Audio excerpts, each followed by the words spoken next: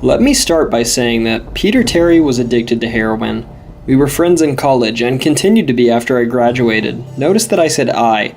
He dropped out after 2 years of barely cutting it.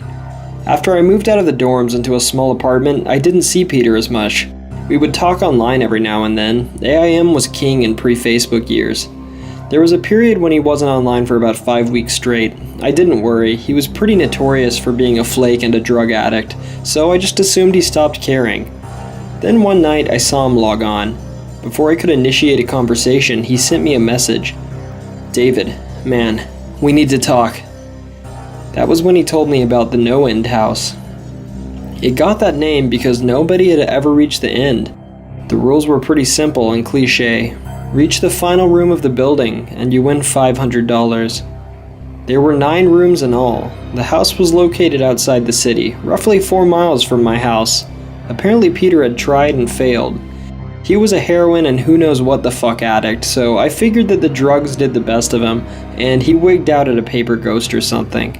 He told me it would be too much for anyone, that it was unnatural. I didn't believe him. I told him I would check it out the next night, and no matter how hard he tried to convince me otherwise, $500 sounded too good to be true. I had to go. I set out the following night. When I arrived, I immediately noticed something strange about the building. Have you ever seen or read something that shouldn't be scary, but for some reason a chill crawls down your spine when you see it? I walked towards the building, and that feeling of uneasiness only intensified as I opened the door. My heart slowed and I let out a relieved sigh as I entered. The room looked like a normal lobby of a hotel decorated for Halloween. A sign was posted in place of a worker. It read, "Room 1 this way, 8 more to follow, reach the end and you win." I chuckled and made my way to the first door. The first area was almost laughable. The decor resembled the Halloween aisle of a Kmart, complete with the sheet ghost and animatronic zombies that gave a static growl when you passed by. At the far end was an exit. It was the only door besides the one I entered through. I brushed through the fake spiderwebs and headed for the second room. I was greeted by fog as I opened up the door to room 2. This room definitely upped the ante in terms of technology. Not only was there a fog machine, but a bat hung from the ceiling and flew in circles. Scary. They seemed to have a Halloween soundtrack that one would find at a 99-cent store on loop somewhere in the room. I didn't see a stereo, but I guess they must have used a PA system. I stepped over a few toy rats that wheeled around and walked with a puffed chest across to the next area. I reached for the doorknob and my heart sank to my knees. I didn't want to open that door. A feeling of dread hit me so hard that I could barely even think. Logic overtook me though after a few terrified moments, and I shook it off and went to the next room. Room 3 is when things began to change. On the surface, it looked like a normal room. There was a chair in the middle of the floor, a single lamp in the corner that did a poor job of lighting the area, casting a few shadows across the floor and walls. That was the problem. Shadows. Plural. With the exception of the chairs, there were others. I'd barely walked in the door and I was already terrified. It was at that moment that I knew something wasn't right. I didn't even think as I automatically tried to open the door I came through. It was locked from the other side. That set me off. Was somebody locking the doors as I progressed? There was no way. I would have heard them. Was it a mechanical lock that locked automatically? Maybe, but I was too scared to really think about it. I turned back to the room, and the shadows were gone. The chair shadow remained, but the others were gone. I slowly began to walk. I used to hallucinate when I was a kid, so I wrote off the shadows as a figment of my imagination. I began to feel better as I made it to the halfway point of the room. I looked down as I took my steps, and that's when I saw it. Or didn't see it. My shadow wasn't there. I didn't have time to scream. I ran as fast as I could to the other door and flung myself without thinking into the room beyond. The fourth door was possibly the most disturbing. As I closed the door, all lights seemed to be sucked out and put back into the previous room. I stood there, surrounded by darkness, not able to move. I'm not afraid of the dark, and I never have been, but I was absolutely terrified. All sight had left me. I held my hand in front of my face, and if I didn't know what I was doing, I never would have been able to tell. Darkness doesn't describe it. I couldn't hear anything. It was dead silence. When you're in a soundproof room, you can still hear yourself breathing. You can still hear yourself being alive. I couldn't. I began to stumble forward after a few moments. My rapidly beating heart was the only thing I could feel. There was no door in sight. I wasn't even sure there was one this time. The silence was then broken by a low hum. I felt something behind me. I spun around wildly, but could barely even see my own nose. I knew something was there though. Regardless of how dark it was, I knew something was there. The hum grew louder, closer. It seemed to surround me, but I knew whatever was causing the noise was in front of me, inching closer. I took a step back. I had never felt that kind of fear. I can't really describe true fear. I wasn't even scared I was going to die. I was scared of the alternative. I was afraid of what this thing had in store for me. Then the lights flashed for a second, and I saw it. Nothing. I saw nothing, and I know I saw nothing there. The room was again plunged in darkness, and the hum became a wild screech. I screamed in protest. I couldn't hear a goddamn sound for another minute. I ran backwards away from the noise and fumbled for the door handle. I turned and fell into room 5. Now, before I describe room 5, you have to understand something. I'm not a drug addict. I have no history of drug abuse or any sort of psychosis short of the childhood hallucinations I mentioned earlier, and those were only when I was really tired or just waking up. I entered No End House with a clear head. Now, after falling from the previous room, my view of room 5 was from the back. I looked up at the ceiling. What I saw didn't scare me. It simply surprised me. Trees had grown into the room and towered above my head. The ceilings in this room were taller than the others, which made me think I was in the center of the house. I got up off the dusty floors and rubbed myself off, and took a look around. It was definitely the biggest room of them all. I couldn't even see the door from where I was. Various brush and trees must have blocked my line of sight where the exit was. Up to this point, I figured the rooms were going to get scarier, but this was paradise compared to the last room. I also assumed whatever was in room 4 stayed back there. I was incredibly wrong. As I made my way deeper into the room, I began to hear what one would hear if they were in a forest. Chirping, bugs, and occasionally flapping of birds. That was the thing that bothered me the most. I heard the bugs and other animals, but I didn't see them. I began to wonder how big this house was. From the outside, when I first walked up to it, it looked like a regular house. It was definitely on the bigger side, but this was almost a full forest here. The canopy covered my view of the ceiling, but I assumed it was still there.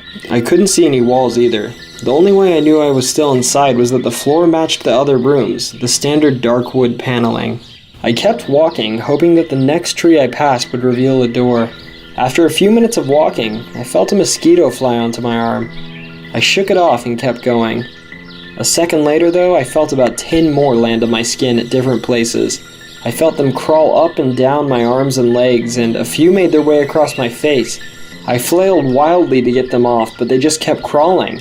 I looked down and let out a muffled scream. Well, more of a whimper to be honest. I didn't see a single bug. Not one bug was on me, but I could feel them crawl. I heard them fly by my face and sting my skin, but I couldn't see a single one. I dropped to the ground and began to roll wildly. I was desperate. I hated bugs, especially ones I couldn't see or touch. But these bugs could touch me and they were everywhere. I began to crawl. I had no idea where I was going. The entrance was nowhere in sight and I hadn't even seen the exit, so I just crawled, my skin wriggling with the presence of those phantom bugs. After what seemed like hours, I found the door. I grabbed the nearest tree and propped myself up, mindlessly slapping my arms and legs to no avail. I tried to run, but I couldn't. My body was exhausted from crawling and dealing with whatever it was that was on me. I took a few shaky steps to the door, grabbing each tree on the way for support. It was only a few feet away when I heard it, the low hum from before. It was coming from the next room, and it was deeper. I could almost feel it inside of my body at this point, like when you stand next to an amp at a concert. The feeling of the bugs on me lessened as the hum grew louder. I placed my hand on the doorknob. The bugs were completely gone, but I couldn't bring myself to turn the knob. I knew that if I let go, those bugs would return, and there was no way I would make it back to room 4. I just stood there, my head pressed against the door that was marked 6, and my hand shakily grasping the knob. The hum was so loud I couldn't even hear myself pretend to think. There was nothing I could do but move on though. Room 6 was next, and room 6 was hell.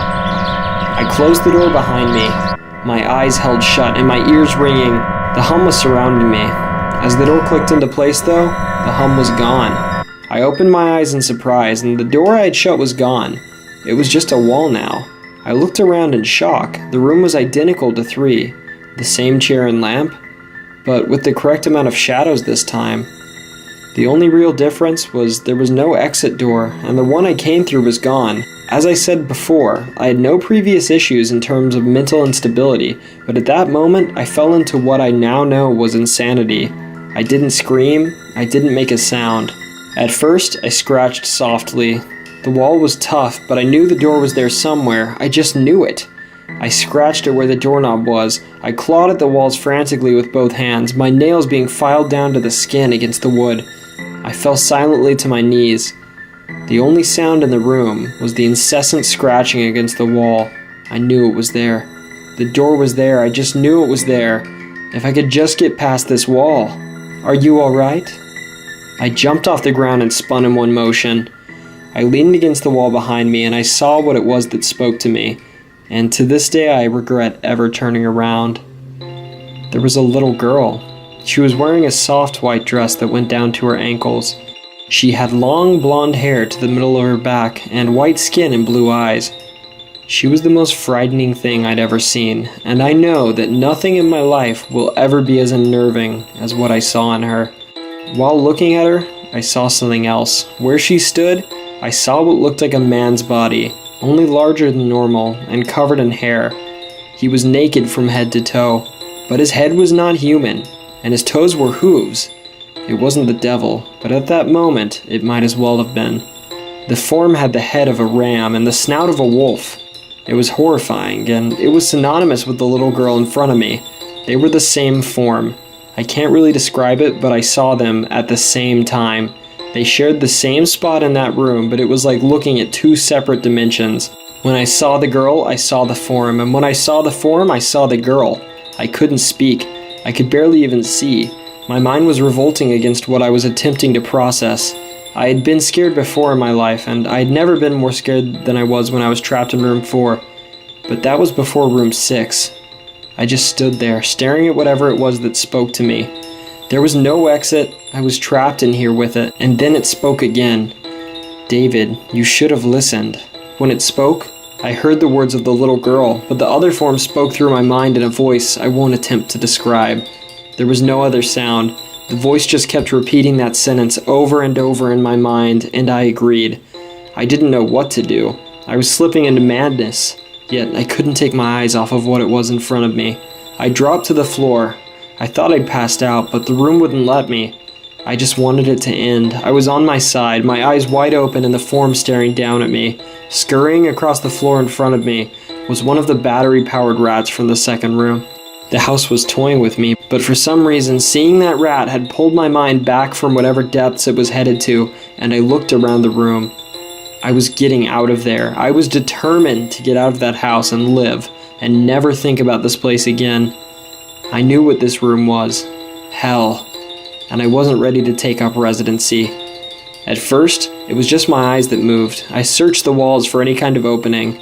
The room wasn't that big, so it didn't take long to soak up the entire layout. The demon still taunted me, the voice growing louder as the form stayed rooted where it stood. I placed my hand on the floor and lifted myself up to all fours, turning to scan the wall behind me. And then I saw something I couldn't believe. The form was now right at my back, whispering into my mind how I shouldn't have come. I felt its breath on the back of my neck, but I refused to turn around. A large rectangle was scratched into the wood, with a small dent chipped away at the center of it. Right in front of my eyes, I saw a large 7 that I'd mindlessly etched into the wall. I knew what that was. Room 7 was just beyond that wall, where room 5 was a moment ago. I don't know how I'd done it. Maybe it was just my state of mind at the time, but I'd created the door. I knew I had. In my madness, I had scratched it into the wall, what I needed the most, an exit to the room. Room 7 was close. I knew the demon was right behind me, but for some reason it couldn't touch me. I closed my eyes and placed both hands on the large 7 in front of me. I pushed. I pushed as hard as I could. The demon was now screaming in my ear. It told me I was never leaving. It told me that this was the end, but I wasn't going to die. I was going to live there in room 6 with it. Well, I wasn't. I pushed and screamed at the top of my lungs. I knew I was going to push through this wall eventually. I clenched my eyes shut and screamed, and the demon was gone. I was left in silence. I turned around slowly and was greeted by the room as it was when I entered. Just a chair and a lamp. I couldn't believe it, but I didn't have time to wail. I turned back to the 7 and jumped back slightly when I saw a door in front of me. It wasn't the one I had scratched in, but a regular door with a large 7 on it. My whole body was shaking. It took me a while to turn the knob. I just stood there for a while, staring at the floor. I couldn't stay in room 6. I couldn't. But if this was only room 6, I couldn't imagine what 7 had in store. I must have stood there for an hour, just staring at 7. But finally, with a deep breath, I twisted the knob and opened the door to room 7. I stumbled through the door, mentally exhausted and physically weak. The door behind me closed, and I realized where I was. I was outside. Not outside like room 5, but actually outside. My eyes stung. I wanted to cry. I fell to my knees, and I tried but I couldn't. I was finally out of that hell. I didn't even care about the prize that was promised. I turned and I saw that the door I just went through was the entrance. I walked to my car, and I drove home, thinking of how nice a shower sounded. As I pulled up to my house, I felt uneasy. The joy of leaving No End House had faded, and dread was slowly building in my stomach. I shook it off as residual from the house, and I made my way to the front door. I entered and immediately went up to my room. There on my bed was my cat, Baskerville. He was the only living thing I had seen that night, and I reached to pet him, but he hissed and he swiped my hand away. I recoiled in shock, as he had never acted like that before. I thought, whatever, he's just an old cat. I jumped in the shower and got ready for what I expected to be a sleepless night.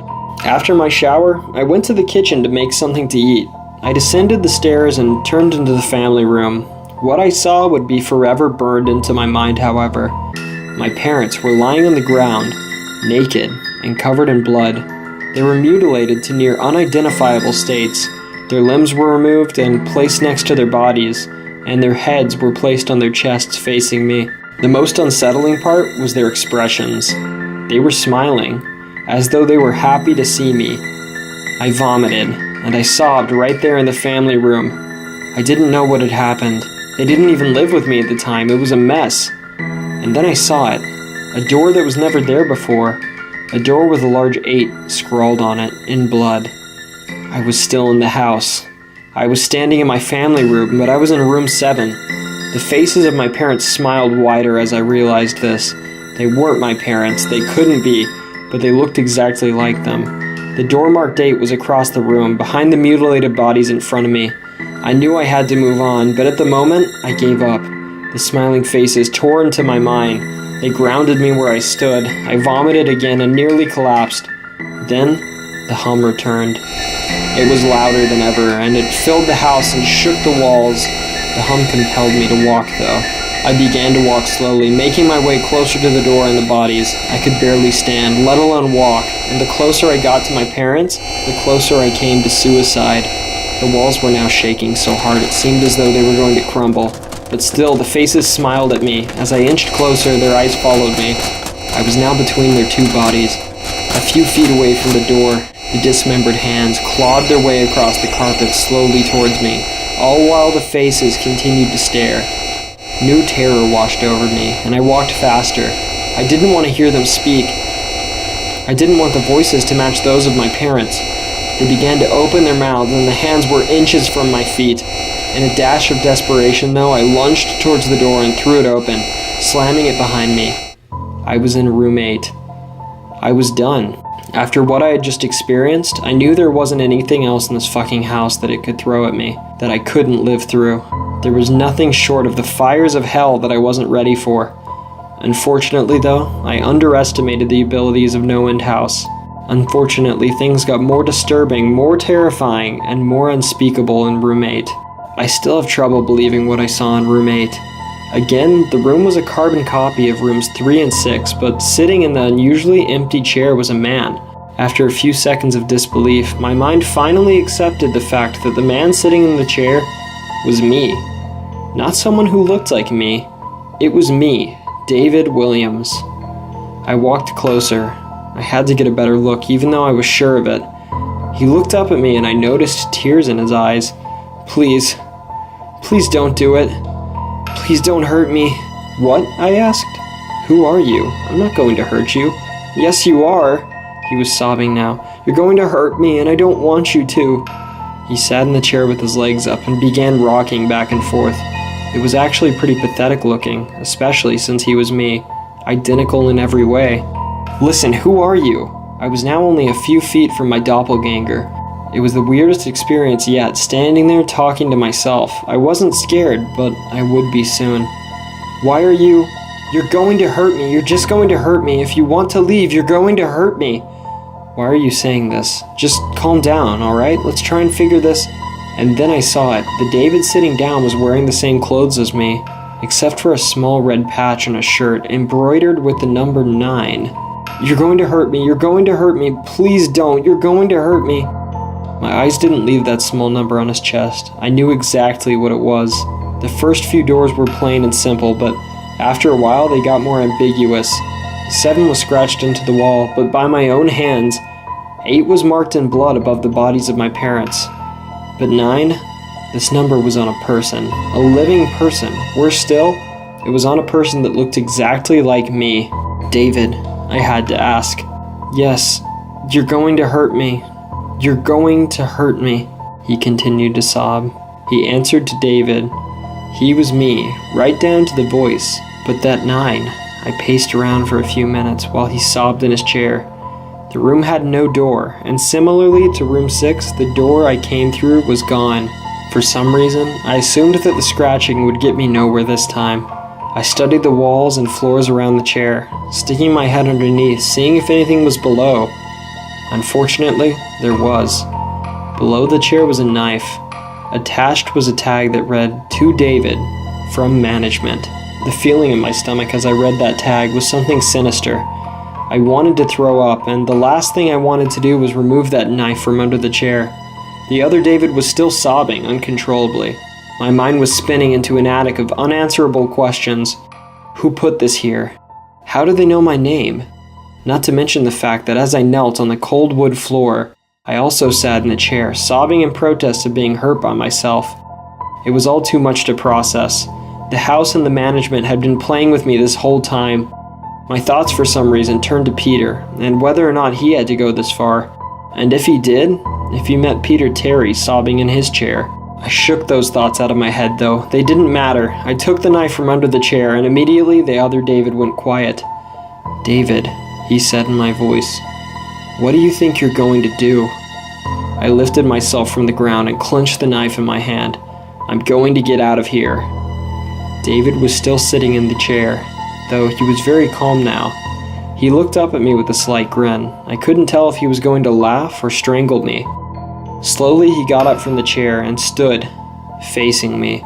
It was uncanny, his height, and even the way he stood matched mine.